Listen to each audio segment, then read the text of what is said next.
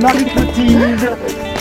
Quel plaisir. Je vous présente Marie-Clotilde Ménard.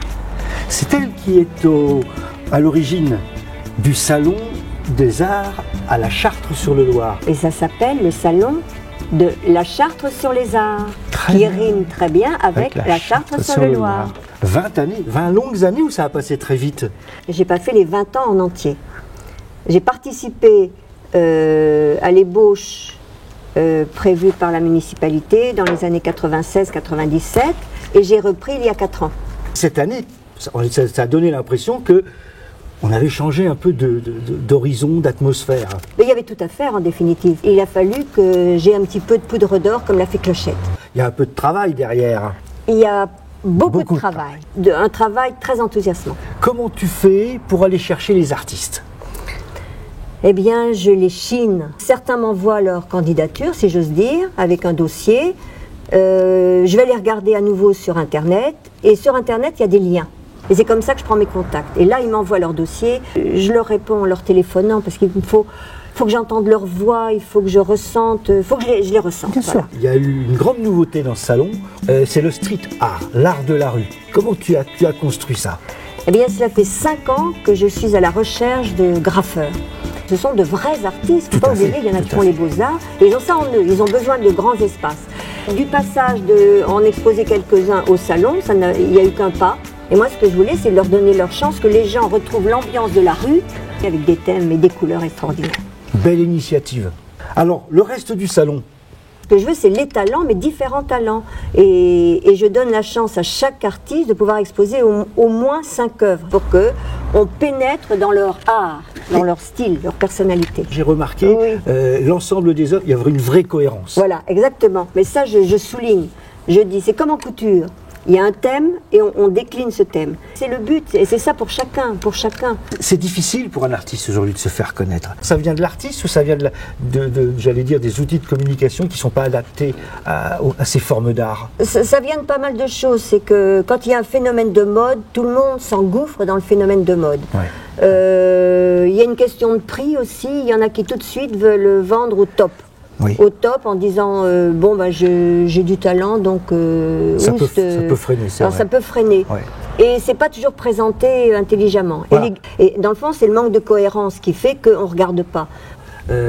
Parlons de style, il y avait une artiste qui avait un style, beaucoup d'autres, mais celle-ci m'a vraiment interloqué, c'est Pauline. Oui, c'est un style étonnant. C'est le talent. Voilà le talent. Le travail de la perspective. Elle a sa perspective naturelle. Exactement. J'aime être émerveillée et elle m'émerveille. À ce salon, il y avait aussi quelques sculpteurs de talent, et en particulier cette sculptrice qui travaille le racu, les animaux. Monique Pire. Monique Pire. C'est une Nantaise. Ah, c'est une Nantaise. Une Nantaise, mais justement qui m'a été présentée par un Chartrain. J'en reviens quelques instants sur la communication par rapport à un salon comme ça. Est-ce que tu as le sentiment, toi, Marie-Clotilde, d'être aidée par les médias, par tout ce qui vous environne ? Alors, je vais te dire, franchement, non. Ça, c'est important de le dire. Mais je remercie la municipalité qui joue quand même le jeu. Mais je ne demande jamais l'impossible. Ouais.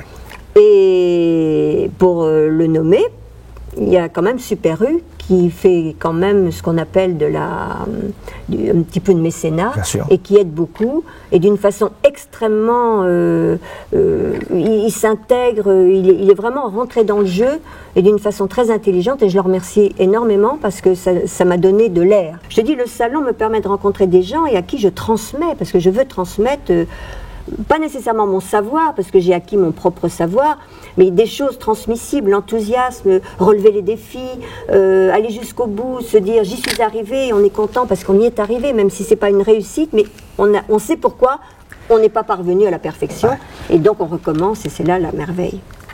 Tu peins toi-même ? Bah oui. Ah. J'ai un petit peu tombé dedans. Et tu es tombé dedans oui. Avec un style bien à toi, là, qui évolue aussi. Tu fais de la peinture, tu fais de la sculpture, tu travailles beaucoup le papier, papier mâché, papier carton. Et tu as quelque chose de particulier sur ces pièces, parce que j'ai eu l'occasion d'en voir quelques-unes chez toi, ce sont tes patines. Ah oui, ça Oui. Parce que j'ai vu des choses, mais là, tes patines sont remarquables. Il y a beaucoup d'espoir pour l'année prochaine. Il y a plein de gens à trouver, des nouveaux talents. À la limite, c'est pas le plus difficile. C'est pas le plus difficile, mais enfin, il faut aller les chercher quand même. C'est le plus passionnant. Et puis moi, j'espère que ce petit film va aider peut-être les gens qui t'environnent à te donner un petit coup de main pour monter cette 21e année. Il faudrait trouver peut-être des nouveaux lieux. Des nouveaux lieux. C'est vrai qu'avoir juste 24 heures ou 48 heures pour installer un salon comme celui que j'ai vu, c'est vrai que c'est beaucoup trop juste. Parce que ce n'est plus de l'adrénaline. Hein. Ça, là, c'est vraiment le coup de massue. Et en fait, c'est retirer ce côté éphémère. Tout ce que l'on se donne comme mal. Et on a été 4 simplement pour les 2 salons. Ouais. Hein, c'est quand même. Je vais terminer sur cette note d'espoir pour que le 21e salon puisse avoir lieu.